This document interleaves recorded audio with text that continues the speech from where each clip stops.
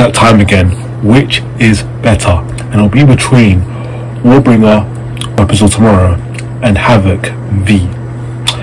And before I continue, I'm going to be leaving links in the description down below to check out songs by Exodus, as well as links to check out my Instagram and Twitter page. There you get to see what bands I'm listening to, as well as what my band merch collection looks like. So looking at Weapons of Tomorrow by Warbringer, we thought that their album Going to the Vanquish was the definite record, that Warbringer would really manage to create an even more epic album. How wrong were we? Warbringer delivers yet another quality record, and it looks like light work. At its heart, this album is a direct follow-up to Going to the Vanquished, and Warbringer, when you think about it, are an elevated form of thrash. What I mean is that they don't play straightforward thrash metal, but like your standard thrash metal, like the Bay Area thrash metal, or even HAVOK, who I'm going to cover later on. Warbringer actually play is a mixture of thrash metal with some elements borrowed from other places. You can even hear a bit of black and death metal if you really listen closely, and to a certain degree, I guess, progressive metal. But what was started on Empires Collapsed and polished on Going to the Vanquished has reached its most definite state on this album. This is easily John Kevin's best vocal performance to date, and it's a wide panel of vocal techniques displayed by him, really from his usual harsh vocals of Firepower Kills to the hellish like black metal-ish shrieks on Defiance of Fate, including a more vicious type of vocal heard on Crush Beneath the Tracks, especially on the second pre-chorus, where still is so strong, flesh is obsolete. That line is spoken in a particularly vicious way, so I urge you to listen to it and you'll understand. Even his usual vocal style has been improved on this album.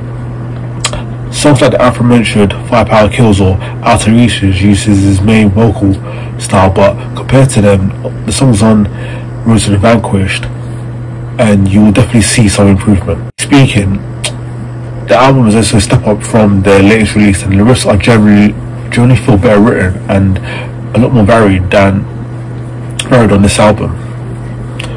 From their relentless aggression of songs like Firepower Kills to Unraveling, to mid-tempo bangers like The Black Hand That Reaches Out, to some epic lengthy songs like The Heart of Darkness or Defiance of Fate that were started on the previous release.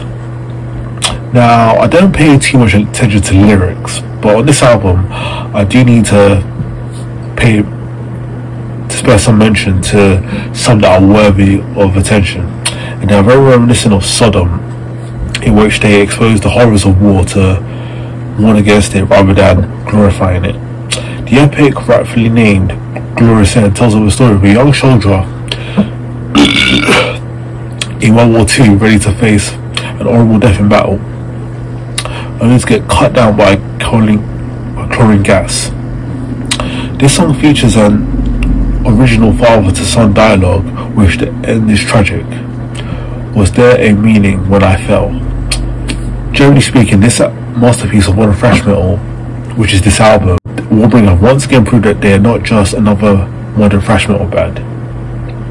Even after listening to this album, Warbringer is just another modern thrash band, but I disagree. Considering listening to this, make of it whatever you can, but you clearly won't regret it. We're going to look at V by HAVOK. Now, Denver's HAVOK have provided nothing but razor-sharp riffs, pissed-off vocals, and non-stop thrash attitude since the late 2000s. It might not be everybody's cup of tea, but the lyrics can sometimes be tinfoil hat stupid. 2017's Conformance side was so easily uttered and convincing by the power behind the newest effort, this album. I assume that they'd ascended beyond such qualms, but yeah, I was kind of getting ahead of myself. Hopefully I can give HAVOK the praise that they have been lacking recently. Particularly notable is the improved sense of maturity.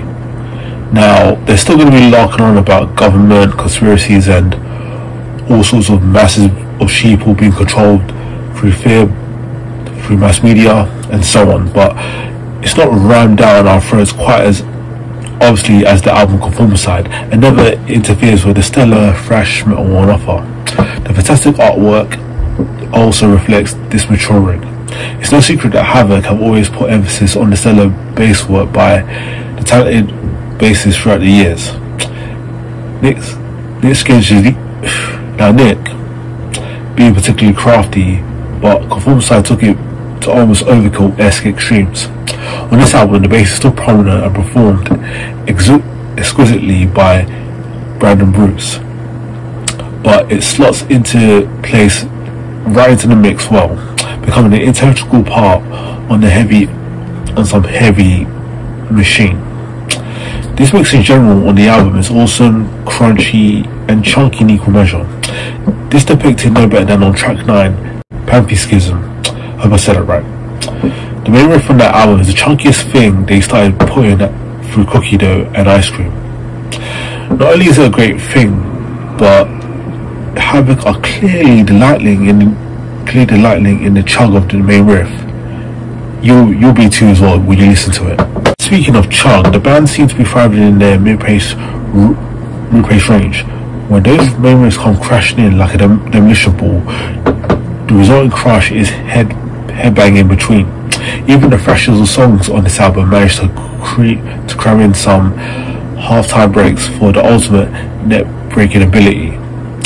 The Megadeth-esque Fear campaign chugs away like in the middle section, and the opening riff of Cosmetic Surgery is a relentless grinding machine. So much thrash attitude throughout the album, but all taken in a good way, with pseudo-dystopian atmosphere that suits the vibe and the artwork of the CD. Anyone doubting HAVOK's thrash credentials only needs to hear 1-2 Punch's opening tracks, Post-Truth Era and Fear Campaign, then maybe the brief speed attack of Merchants of Death. The variety of this record definitely works in its favour. 3 thrashes kick us off, followed by 2 slower fist bumpers, then the eerie interlude Dab Sog. It just lulls the listener into the uncertain security before the all-out assault on Phantom Force. The finale, Don't Do It, works brilliantly as an album closer, building up with melancholy horror before exploded at the fast minute with some furious riffage. The heartbreaking vocals in the band's catalogue. David Sanchez and co are absolutely on fire right now. Every time I listen to HAVOK, or this album in particular, I wonder